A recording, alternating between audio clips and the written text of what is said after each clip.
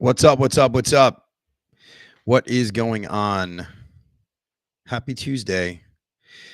This is episode 1 of 2 this week.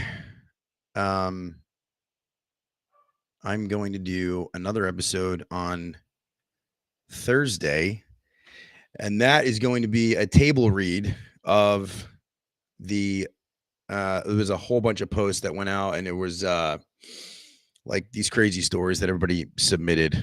And so I'm going to read all these crazy stories that everybody submitted, along with Dan Baker and John Vasquez. We're going to read them all. We're going to read a bunch of them. We're going to comment on them. It's going to be a whole lot of fun. Very excited about that. That is on Thursday. We're going to do that late night style, probably like 7:30 Central. And then on this coming month, later on in the month, there's a series that we're going to do. It's from prison to the trades, and I have a series of guests that are going to be coming on that have all spent hard time in prison and turned their lives around, going into the trades. And it's going to be an incredible story. I have heard these stories. It will absolutely blow your mind, what some of these people have been through, and it will, it'll shape you in some sort of way. It's pretty remarkable. So that being the case, I have a very, very interesting guest on today. I'll just bring him on. I'll let him introduce himself. His name is Ryan Chute.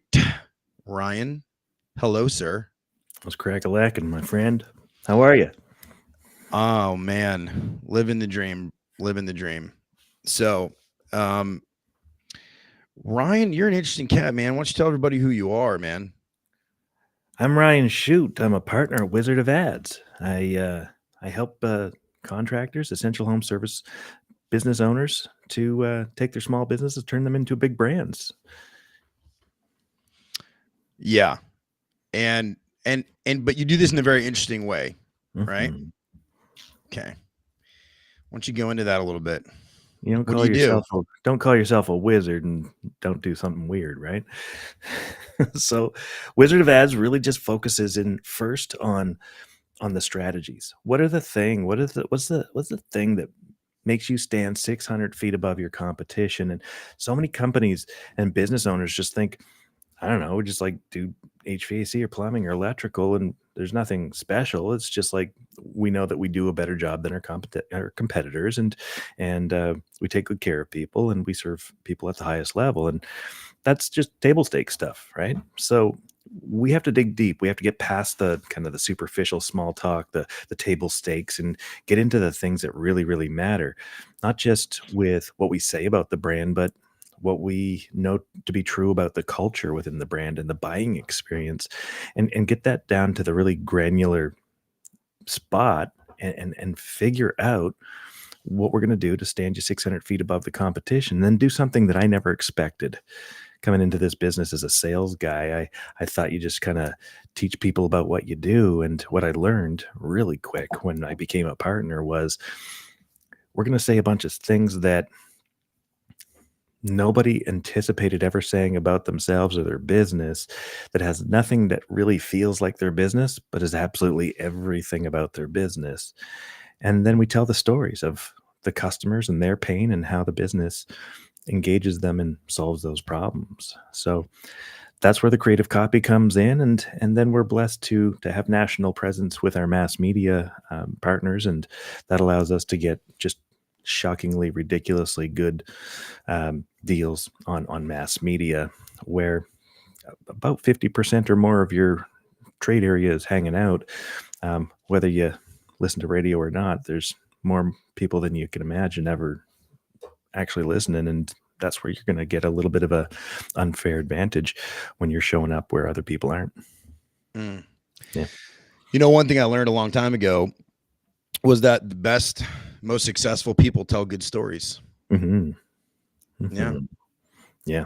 Who are the best storytellers? Those people are typically the ones that that do the best. Mm-hmm. You know, it's funny too, because I almost relate it. Sometimes I even relate it to like biblical tense. Like think about the amazing stuff. Like you hear like these amazing stories being told. I think it just draws us in, and I think you're right. And so how does this? So okay, so we could talk about throwing ads out there, right? Mhm. Listen, the title of this episode here was, Google is not God.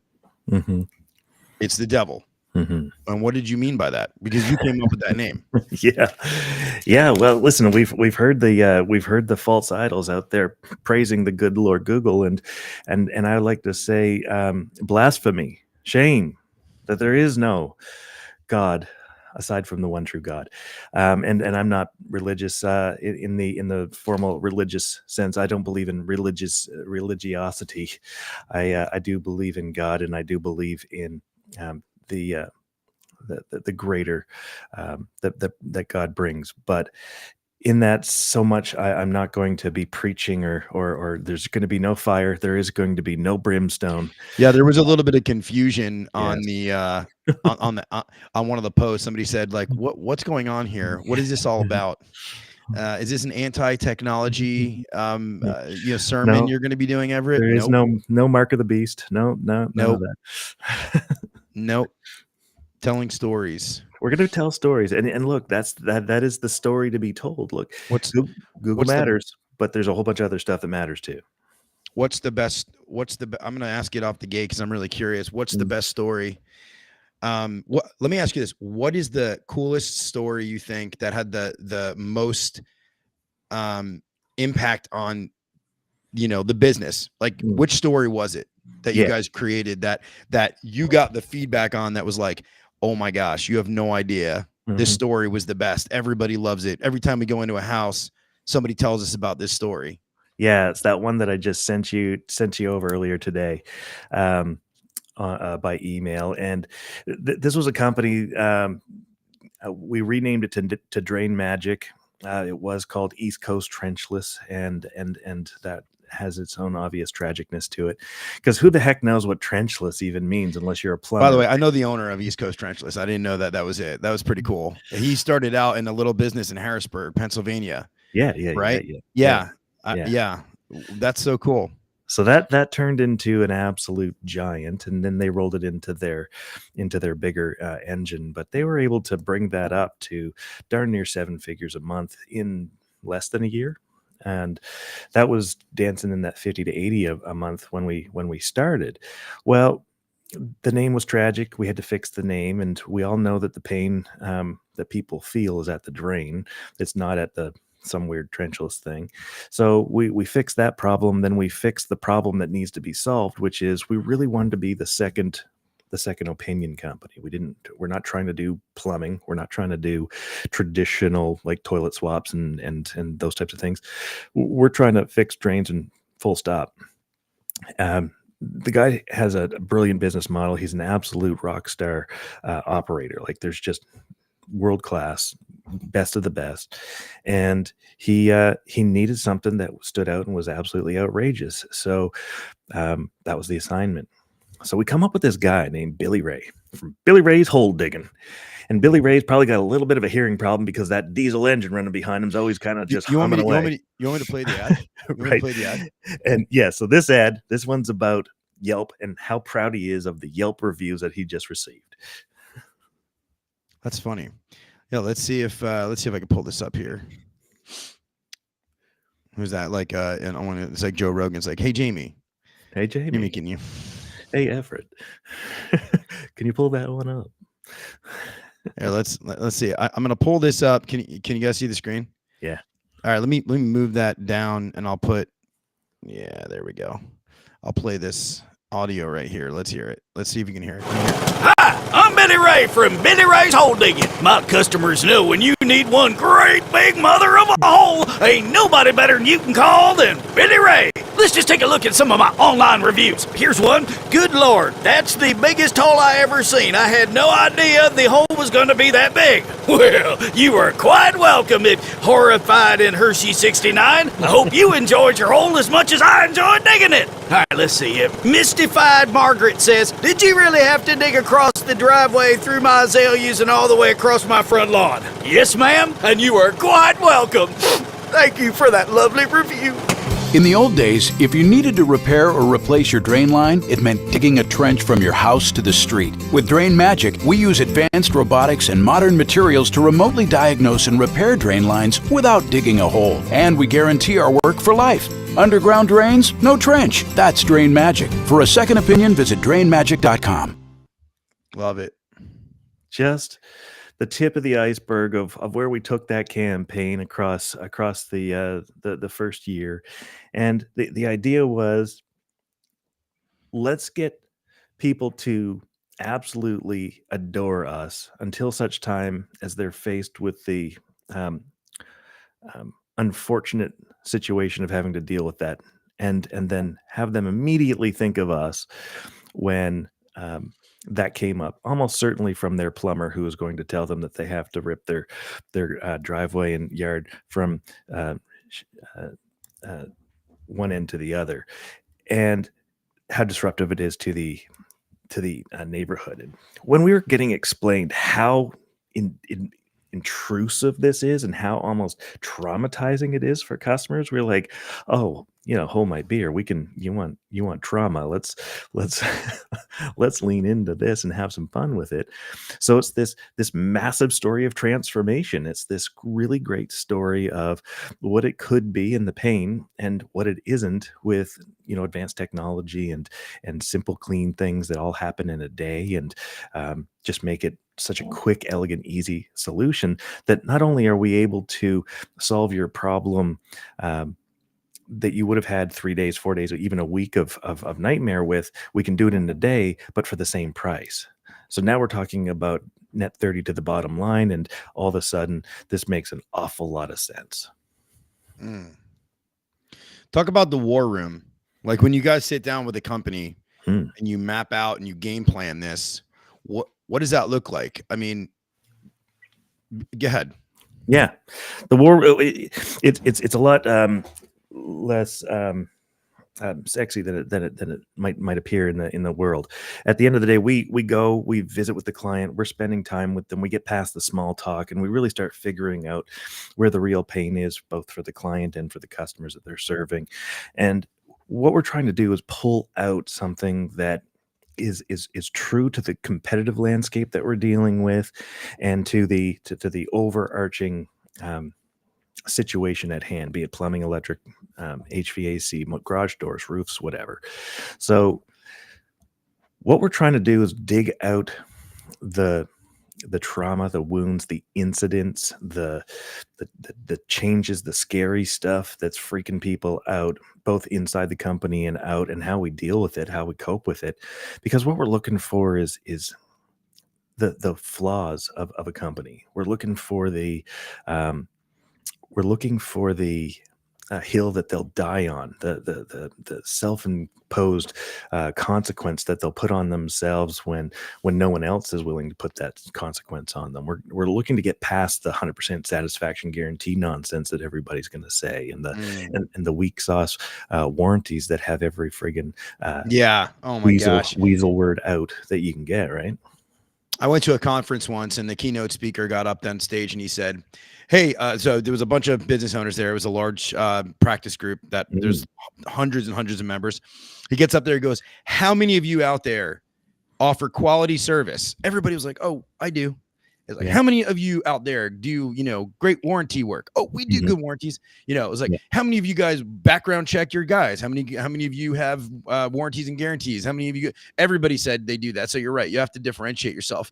Yeah. Is there a level that you always humanize these stories? Because I mean, I think people identify with humanizing stories. Is it always like, do you always feel like the story has to be relatable? Yeah, well, listen, if you don't have a relatable story, you don't have anyone tuning in, right?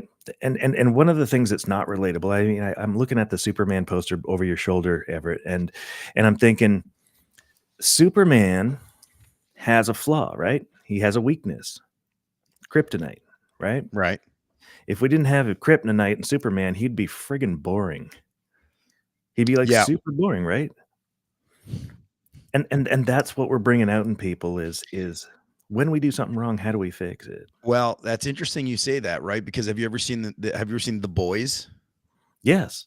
I So love the there's a so there's a character who has basically no weakness, right? Well, Mhm. anyway, maybe it's emotional. Um, uh, Yes. yeah, so I think there's like emotional trauma there. He has. Yeah. He's got like mommy problems and daddy problems and all that stuff. So Right, and that's his flaw, um, yeah, that we can relate to him with. No different than Omni-Man on Invincible. We're talking about people that are maybe, impenetrable in their own physical virtues, but there'll be something that is eventually discovered that allows us to either rid of him or resolve the problem for good. Um, and it's usually that next hero, that up and comer, that underdog, that scrappiness that needs to be resolved. This is this is an age-old story construct, right? And when we start to recognize what makes great stories, oof, man, oh man, do things get interesting. We have one client, he's like always talking about getting everything right, getting everything perfect. So we were like, okay, well, nothing's ever perfect. So let's just over exaggerate perfect, and then we'll define what perfect means. And when things go wrong, we'll define how perfect gets resolved. And it bled into every aspect of his business, from his warranties and guarantees and the consequences that he imposed upon himself for those warranties and guarantees, to, how they answered the phone and how they approached closing the sale, and that's really good marketing. mm. Have you found yourself now, because you've been doing this a while? Do you find yourself like every time you're even watching a movie or watching TV, now you're super analyzing it? Yeah, man. I am so obsessed with storytelling that I became a producer at Abundant Studios. I'm a executive producer on Broadway now. I've had the absolute benefit of being involved in storytelling at the highest level. That has nothing to do with me trying to sell anything to anyone. It just has everything to do with finding the way to get past the Broca's area of the brain, past the bouncer in the brain that's saying new, that the predictable isn't allowed in, and just burying myself in the imagination and the stories that we're telling. And when you can really get good at storytelling, oof, you connect. When you say Broadway, you're talking about the Broadway production with Chris Voss.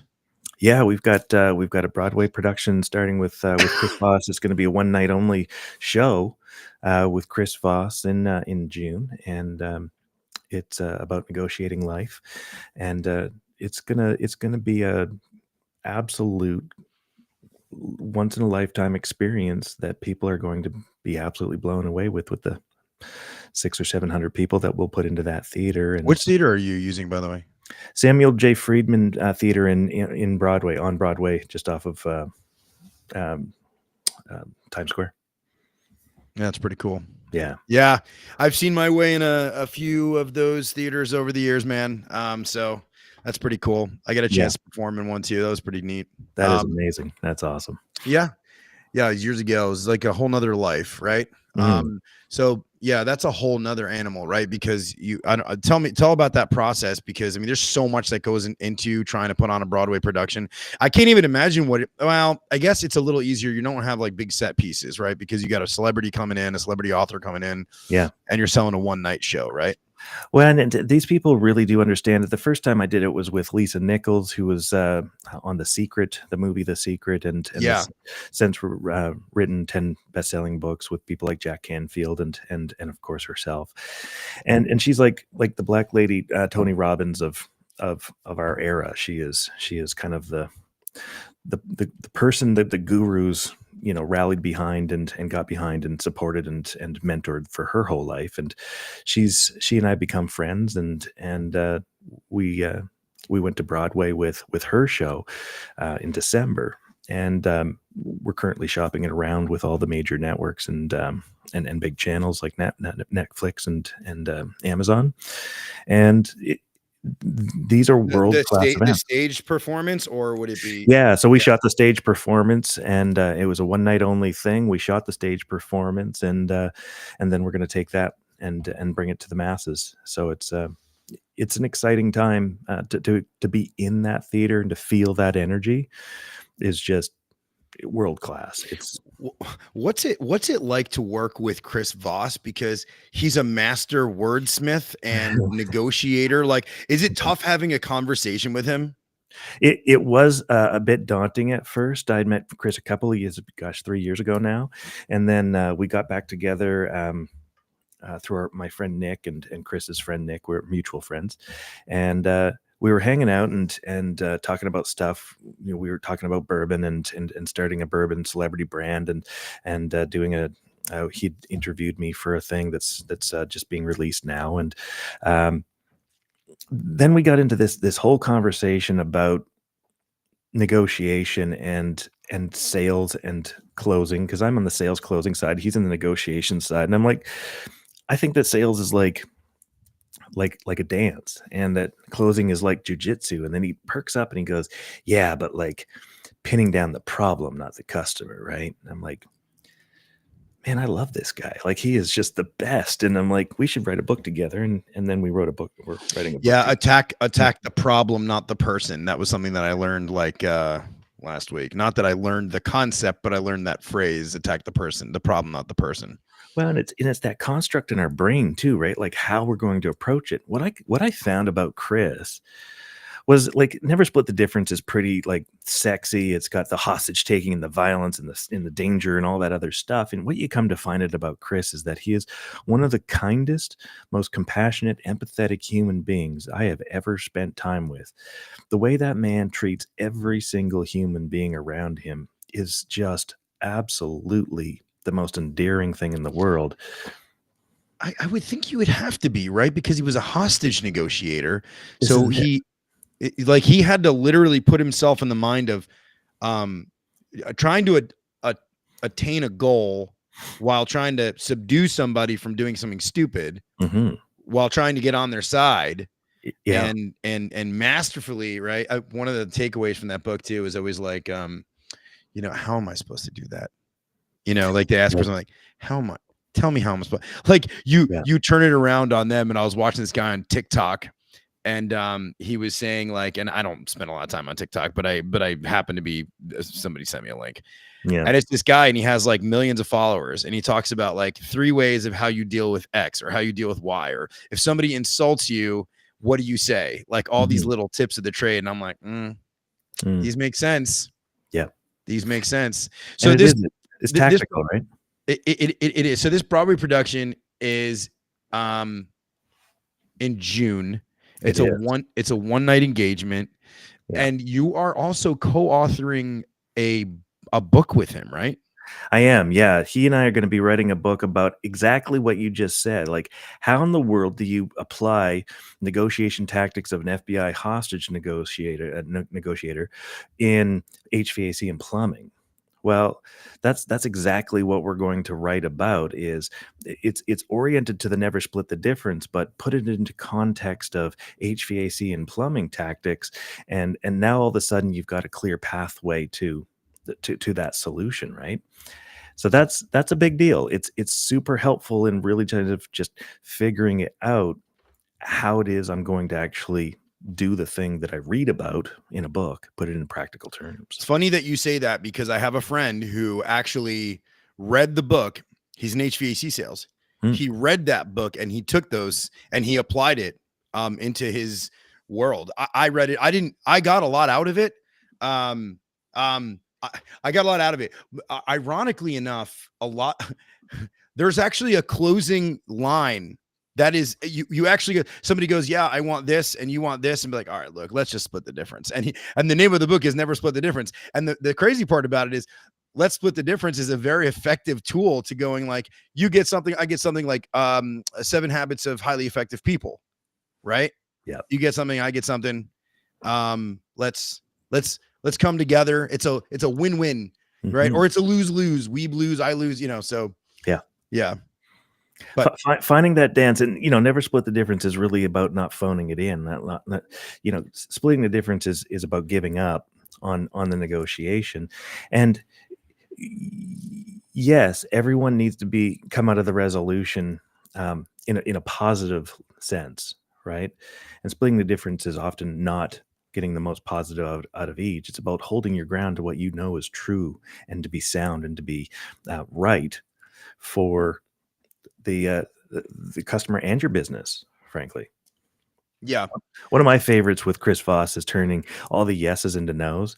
Like, how many times for the last 30 years have I heard people just like, get the yes out of them, get the yes, get them saying yes, like 9 times. I used to say that crap all the time. And as Chris Voss is like, nah, man, you got to get them to say no. Would it be crazy if I got the upgrade to that thing at the hotel?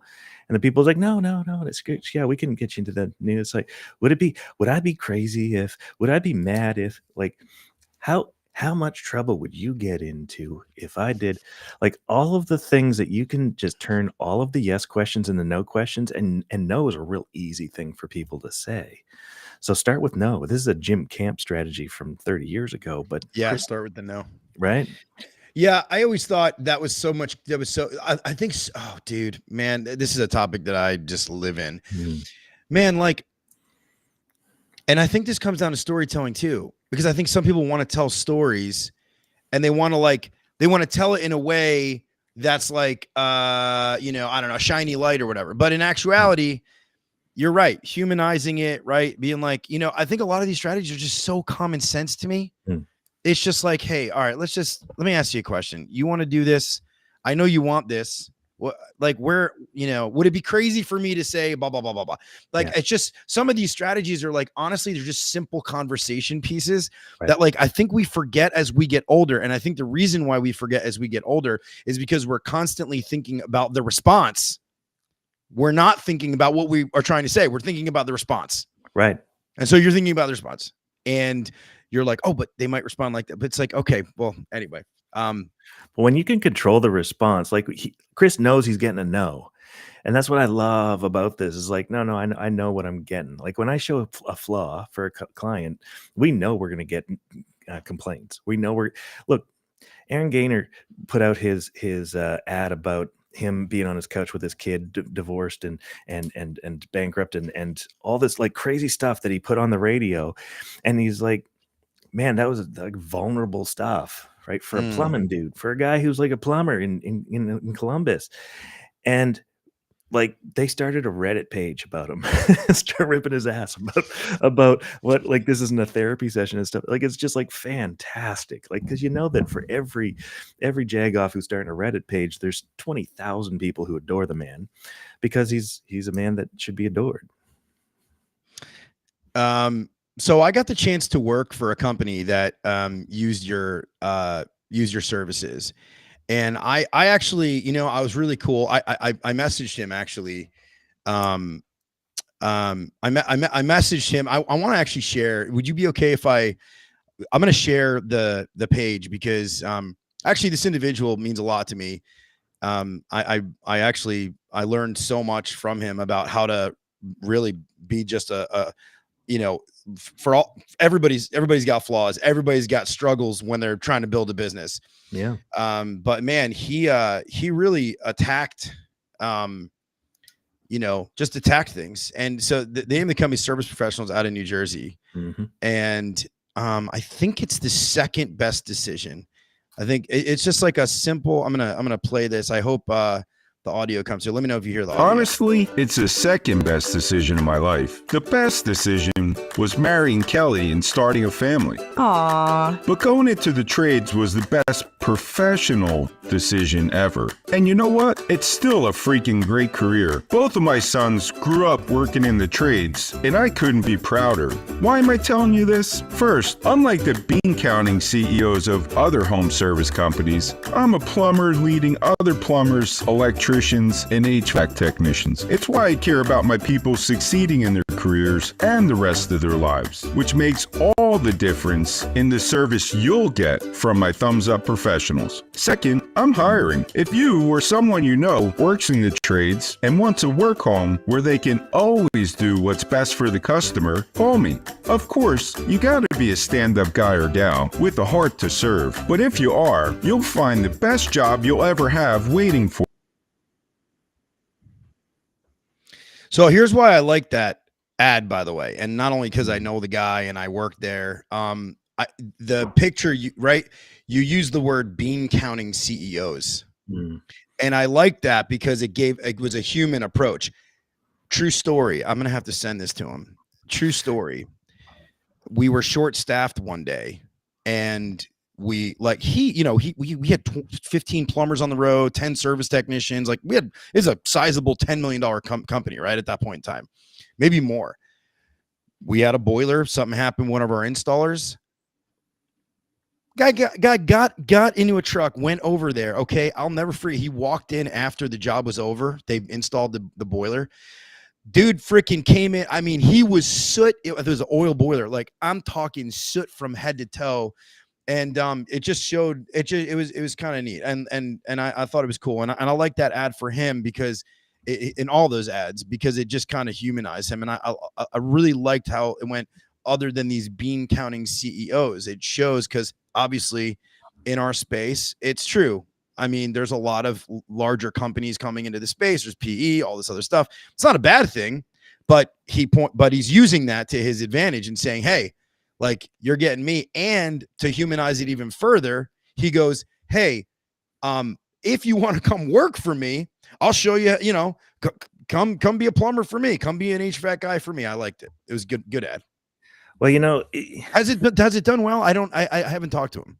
Astoundingly well, in just so many ways that I can't express, because most of them are confidential. But Rich and I and Kelly went.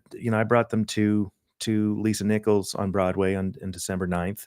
I just have a real soft spot in my heart for Rich.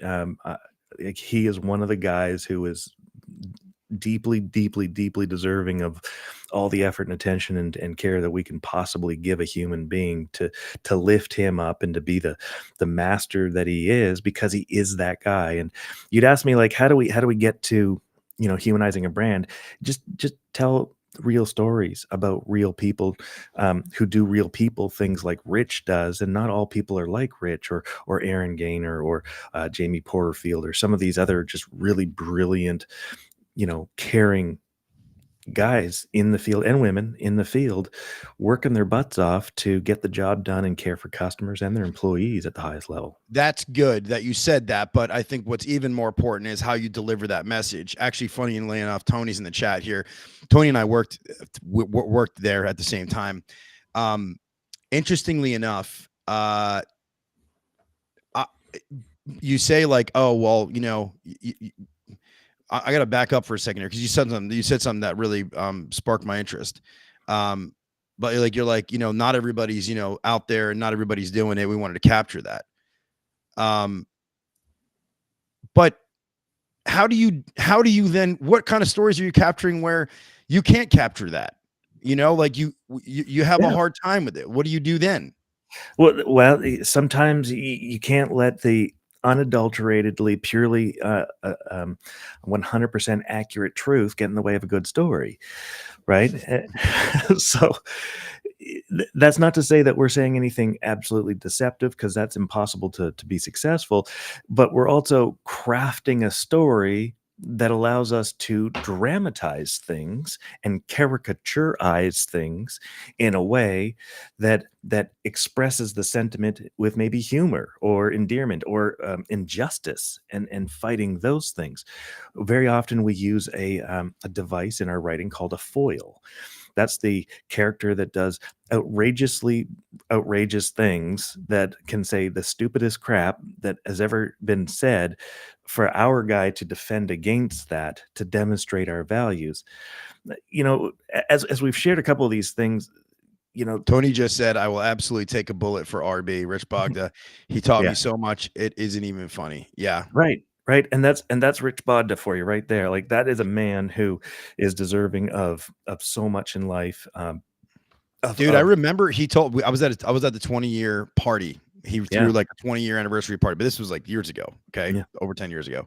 And I remember him saying, like, dude, he's like, back in the day, he's like, we would go and we would, like, sell a new boiler, furnace, whatever it was. And literally we were like, we didn't even know where we were going to get it. Like, we were like, all right, we got to figure Now it's sold. Let's go figure it out. They figured it out though, and they, so lots of customers, man. He's got lots of customers. So when you have a guy like that, one of the things that we have to do in the mission room, in the mission control, is when we're figuring out the story is create a character diamond. Now, this is a device created and taught by a guy named Dave Freeman, who's a massively famous screenwriter. He's retired now, of course, but he taught most of the screenwriters how to do screenwriting. And this device really kind of takes all of the things that go on with Rich and get them down to 4 major components, right? What we normally see, what is obvious about Rich, and then what's opposite and unexpected of Rich. And then what is a vulnerability and flaw of Rich, and then what's the hill that Rich dies on. And when you have those 4 components guiding your writing, you can create a construct that allows you to highlight the things that are going to most resonate with the people who are listening, right? And this is the exact same thing that you see when you see the characters of Friends or Big Bang Theory or Star Wars. They all have these character diamonds that have them acting and behaving in certain ways, but also being flawed in those same ways. It's no different than Superman or Doctor Who from the TARDIS, right? In the TARDIS, it's all of these characters all live within these constructs. It's funny you see the TARDIS behind me over here, man. I'm such a Doctor Who fan. Yeah. Look, and when you start to see it and you go, oh, okay, now I can. Now, what if we repurposed, right? The Superman character. What if we repurposed Sean Connery? Now we've got something really interesting. One of the coolest repurposings that you'll ever see in the history of America is House, the TV show House. Yep, like a completely unredeemable guy that somehow saves the day all the time. Right. Now, who's that character in literature? Is it Sherlock Holmes? Holmes, House, Holmes. I love that. Right? That's so cool. A diagnostician, brilliant one at that, right? Problem solver, outrageous drug addict, right? Absolutely insufferable human being, right? Who is absolutely never going to stop until he figures out the problem, which is going to be more complicated than most people can figure out. And he had this character that was always with him, Watson, right? Right. What did House have? Wilson, right? Interesting. So I never saw the parallel there, and I actually should go back and watch that. But interesting laugh. Now you've pointed something out, and I got to look inside my psyche a little bit here. I've got the Superman back there. Okay. Okay. It's close to my heart. Like, last movie I ever saw with my dad. I got Doctor Who, obviously. But do you recognize this? Do you recognize this one right here? I want to say that looks like Sean Connery, but I don't feel it is. I feel it's not. It's not. I'm going to put you in the corner. And you know what? If we have a few people in the chat, nobody puts baby in the corner. Who knows? Okay. So who knows what this is? Who knows what this is? Come on. I'm telling you right now, if no one knows this, I'm going to be really sorry. I'm going to be really sad. Okay. Ready? True story. And you want to hear about a really cool story inside of a story is that painting is from a scene in Goodfellas. Okay. So here's the story. Okay. In Goodfellas, there's a scene where they kill Jimmy Batts and then they have him in the trunk of the car. And then they go and they stop because they need, like, I don't know, a knife or something like that. They stop at his mom's house, but it's like 2 a.m, but his mom is awake. And his mom comes in. She's a little short Italian woman. And she goes, no, come on, sit down, eat. And so these 3 gangsters sit down and they eat, right? Well, basically, I don't know if you remember the scene, but anyway, the story about this is, so she goes, honey, have you seen my painting? And she brings up her painting and goes, oh, look. And Joe Pesci goes, oh, ma, this is so beautiful. Look at this. We got one dog looking one way. You got one dog looking the other way. And this guy's going, hey, what do you want from me? And he's got a big head of hair. Like, it's the funniest thing. Well, I found out later, because I love looking at, like, behind the scenes stuff or whatever. Yeah. That painting was actually painted by Francis Ford Coppola's mother, who played Joe Pesci's mom in the movie. Oh my God. And not only that, it was unscripted, and she did not tell them, she did not tell her what was actually going on in the scene. She had no idea that there was a body in the back. Like, she had no context. All she knew, he was like, Mom, the 3 guys are going to sneak in at night, and you're going to make them dinner. You're going to sit down with them. You're going to eat meatballs. Yeah. And that was the whole scene. And that's why that was brilliant, by the way. Brilliant directing, brilliant everything. Right. But like how much of that was just raw, real, just like people being people kind of thing that just vibed out into the thing. And now you have this crazy picture behind you. So meta. That's really, really great. I got to tell you a story about a meta thing that just happened. So we have this client meeting, and what do you mean when you say so meta? What does that mean? Meta is like getting so into the movie. It's like layer upon layer upon layer into the movie. It's almost like Inception.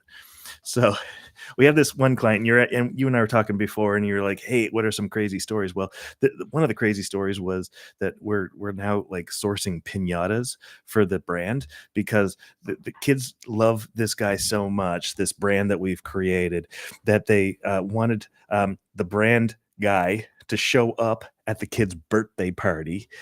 And I swear to God, they showed up at the birthday party. They brought the cake. They brought like T-shirts and hats. They gave them like certificates for free admission to their apprentice school to become plumbers. Like, they just crushed it. So we're like, well, we've got to do this fun thing. So our radio ads are all about like a character who does a thing because he heard about it on YouTube from the YouTube expert, right? So he's like, and he's always calling up his buddy, who's the guy who owns the company, and he's like, "Hey Nick, how should I do this?" And I saw the YouTube expert do it, and Nick's always like, "Man, there's like 72 ways that you're going to kill yourself if you do it that way. Just call us and do the thing." So we come to the realization that we need to actually create the YouTube channel of the YouTube expert, which we'll probably call YouTube expert, right? And it'll always be this one guy, this like proper like Trent Parker, like the guy who's, running around at Mr. Fat Cheeto. Fat Cheeto, yeah. Like that type of character who's basically just giving all of the most impressively bad advice that you can possibly get. And then that'll be the reference that we're using, and then we'll actually just spoof off of that. So we're going to do this Inception type thing that is actually really fairly cheap and easy to execute from a social standpoint, but it's very viral in its nature. Are you guys hiring? Yeah, I think it's going to be great. Are you guys hiring all the film crews and doing all the video editing and whatnot, or do you sub it all out, or how does it work? So the second owner of that same business is like, "Oh man, that's me. That's like, I can pull this off. Don't worry about it. I got you, fam." So he's going to be the actor, and then they'll find their own guys to be whatever. We've already sourced all of the voice actors and everything for all of the radio commercials, and then we'll just start to just cross bridge these things in through our ads. So it just becomes a deepening of the brand. And what kind of company is this again? It's an HVAC plumbing company. Oh, yeah. But use humor, right? Because no one gives a shit about your thing. Like, no one cares about HVAC or plumbing. Everyone's like, we do such a great job. We are so good at what we do. Yeah. No one cares Charlie anymore. Brown's teacher. Remember Charlie Brown's teacher? Yeah, no, the people have heard it. That's why. Okay. Interestingly enough, there's a sign on the freeway when I go to work, or where not anymore, but not anyway, on this highway. And literally all it says on it, it's the name of the home services company owned by a massive company. And it just says legendary service. Yeah. And I'm thinking to myself, okay, I get the simplicity of it, but like, who cares? Yeah. Who cares? Yeah. I don't care. Like, it's legendary service. It sounds like the guy that's at the bar, like mansplaining something to a girl when he's had just one too many beers. Dude, I am such a big deal. By the way, I'm such a big deal. You should definitely come home with me. That's right. Yeah. No, wow, that's great. Nice shirt, bro. Yeah. Cool story, bro. Right. So, what do you think is the most like out there like story you've ever like told in your ads? What's like the most like, wow, that's freaking random? Yeah. we tend not to be random per se because Cute and Clever doesn't actually catch the fish, because everyone's Mm. standing around the water cool tomorrow saying, "Did you see that thing with the two penguins and the kangaroo?" And it was like on the Eiffel Tower, and the helicopter from Luxembourg came in, and it's like yeah, but I can't remember the name of the company. So did I So do my job? there's like a sweet spot there Yeah, where yeah, it's kind of like relatable, but you know what they're doing. yeah. Yeah, that's pretty But you cool. but you look at something that got really kind of legendary regard in recent times was down in Corpus Christi, and uh, we have this guy, and his original brand was a bit tragic, and he knows that he and I'm not going to reveal it or anything, but we absolutely completely utterly changed that brand from the over muscular character and the bad clip arty type aesthetic, and it was just like a sub $3 million company that was never going to be more than a sub $3 million company, because it just had that kind of you know ick vibe to it. But the guy was awesome. Like, he's just such a great dude. And so we just made it about him. And on the side of the van, there's the guy's face and a set of sunglasses. It's not Jason Bueller. And it's all about a vibe. And we created an aesthetic around that was so cool that one of the pieces that we used is sunglasses. And they've handed out like thousands of pairs of sunglasses, no different Ah, than it's the gimmicky. yeah, that's the ghetto flashlight reincarnate. But people will literally stop for selfies with this van and wearing their sunglasses. They'll show up his office randomly, and just like six people will be like, "Can you get your picture with us? We just want to be like." We did a teaser campaign with them where basically we just launched the brand without actually telling anybody what we're doing at all. So Really? it was this whole thing where no one had a clue for 6 weeks about Oh, what we oh, were oh, doing. dude, I saw that. Wait, hold on. And I know you're not supposed to like talk about too many people, but somebody did that in our market. And I wasn't sure I don't think it was you guys, but it might have been. So there was a guy by the name of Elmer, like Elmer's, and he was like, Yeah, that's us. okay, But it's okay. it's a different Dude, guy, but we dude, did for launch Elmer. weeks we had no idea what was going on. There Yeah, were there were billboards all through Dallas, dude. I mean, yeah. it was a lot of money, bro. This guy dropped a lot of money, but they did like 8 million their first year, which was nuts. And the billboard would just say Elmer is coming, and everybody was and like I'd be driving on 30. There's like a million cars a day or whatever, hundreds of thousands of cars or whatever it is. I'm looking at these signs. I'm like, and it'd be one after another, and I'm Yeah, like one of them, he's like popping his head out. I'm like, what is going on here? Who yeah, is this guy? I had no idea. And then finally I yeah, was like, oh, it's a home service company. And then he came and he ate our lunch. I yeah, mean, like he all took of the $8 lunch. million out of the pool because he didn't have a company here. He didn't buy a company here. He just opened up a shop here and said, Yeah, "Now I'm going to go to Dallas and not buy anything." yeah, Usually, if somebody comes into town, you got to buy. It's expensive market, man. Really yeah. expensive. Like people No, don't he realize how expensive Dallas is. yeah. Well, and the good news is that look, when you're buying through Wizard of Ads with that kind of emphasis, right? Like, you're not going in there softballing it. We have a lot of legs to stand on, and with national buying power, like, he's getting 4 times the coverage for the same spend. So Mm. when we're going in with a 4 times wrecking ball. That means if he spent $1 million, he got $4 million worth of stuff, right? Like, he dominated, but he only had to pay a fraction of it because he's using Okay. using the leverage, right? I do have a very tough question because this is a hot topic because of Mm. how many people's faces are now like not watching TV, bro. Yeah, Okay, yeah, yeah, they're yeah. like I'm not saying they're not because I know people are going to be watching, The Bachelor tonight, right? Yeah. But I mean, is TV dead, bro? I love this question because so many people like freaked out that because look, there's two big camps. There's the camp of cable cutters, right?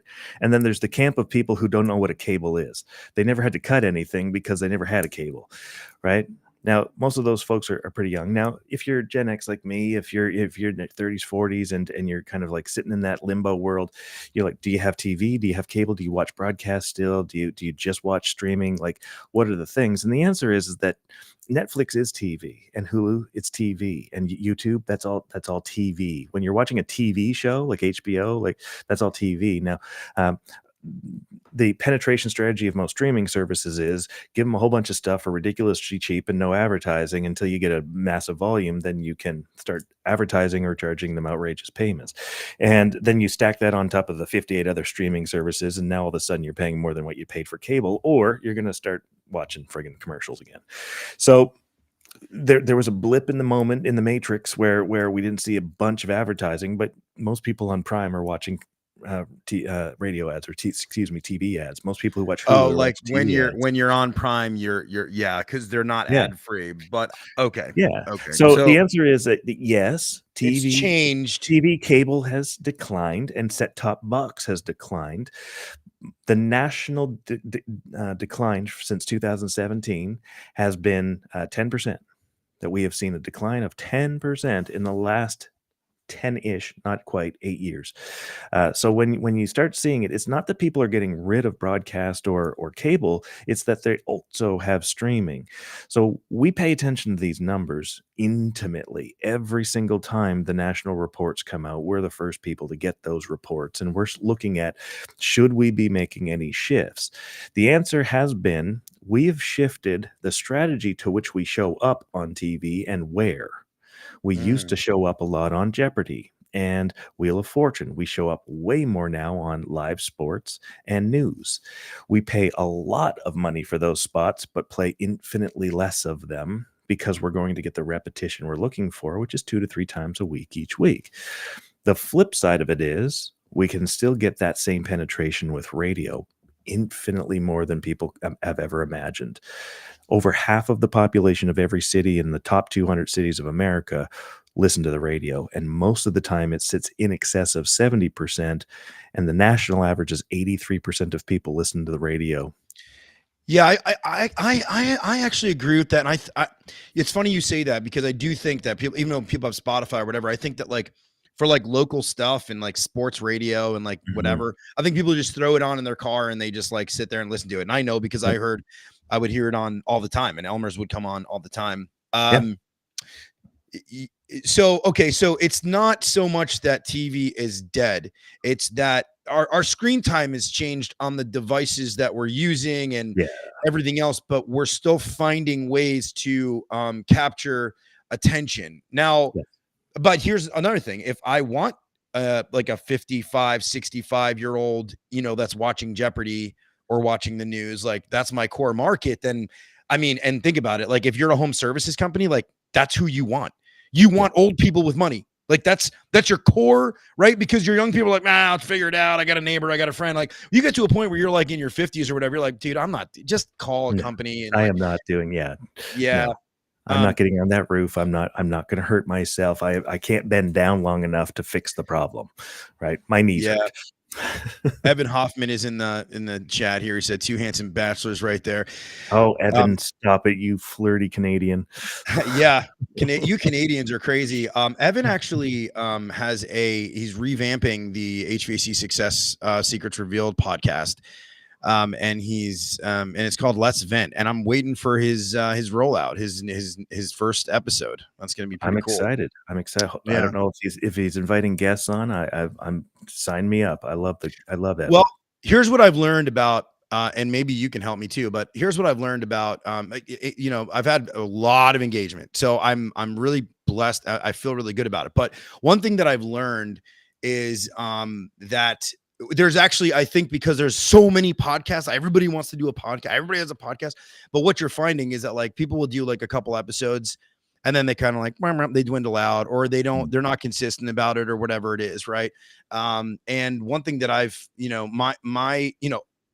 I think that if you're there for people and you put out, you're constantly having the conversation, I think it works out really well. I'm actually really happy. And actually, I don't even know how, like, we knew each other through like circles, but it was funny how we got in contact with each other because it just kind of happened. So, yeah, dude. Well, listen, man, let me ask you this. I have one question. I ask it on every single episode. I'm stoked to ask it every single time because I love the answers. What is one customer experience that you've had that shapes you, that lives with you, and wherever you go, you carry it with you? Yeah. 19 years old, walking back from the appliance department in my family's furniture store, counting my commissions before they even came to fruition, going to look up the inventory on a washing machine that I was certain I was going to sell because I was selling it to Rhonda, who I went to school with, and there was just no way Rhonda was going to shop around with anyone. She was just gonna buy it from me. And I'm coming back and tell her the thing, and she's like, great, we're gonna come back and chat with you in a little bit. I phoned her the next day and she'd bought it from somebody else. And I was like, how in the world does somebody who knows me buy it from somebody else? And then I clicked on it, it clued in that it was me counting my chickens before they hatch. And in that exact moment in time, to this day, I live with this every single day. You saw how quickly I answered you when you and I were talking about that. I continue to live to this day, realizing that I'm going to never count my money again and never worry about myself again. And I'm just going to worry about delivering proper customer service and caring for people at a higher level. And when I do that, all the money I'll ever hope for will show up in my life, and it has. And it has. Yeah. Amen. I thought about that today while I was driving. I'm like, because it's like, don't focus on what you're going to gain, right? Don't focus on oh yeah, I gotta go sell this customer. I gotta go make this money, yo. Yeah. Just be fucking awesome, dude. Yeah. Just be fucking awesome. Just whatever you do, just go and do it 1,000,000%. And people do a great job and be smart and learn your craft and learn your trade and be the best at your trade or your craft.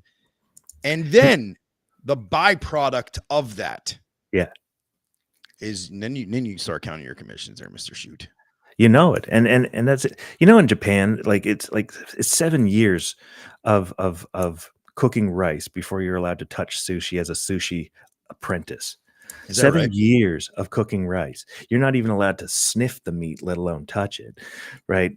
You're not touching that meat for 7 years. Like, talk about getting good at your craft. When you're in Japan, there's a crossing guard, like maybe protecting you from like a manhole that's and that guy is in a pristine suit, and he's wearing a hat. He's got a little whistle and a little flaggy thing, and he's got little pylons like all the way around the little hole so that you're just not gonna, be an idiot and fall in the hole. And then, like, when you get past the hole and you've made it to the other side, like, he bows at you and thanks you very much for not falling in the hole and being a maroon.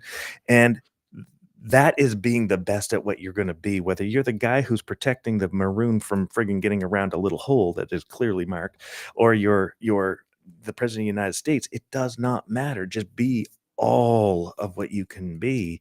And I'll tell you, there's a couple of stories. Have you ever heard of The Message to Garcia? Mm-mm. So Message to Garcia is an essay that was written in the 1800s. It was found in the packs of Russian and Japanese soldiers as a message to how their soldiers should behave.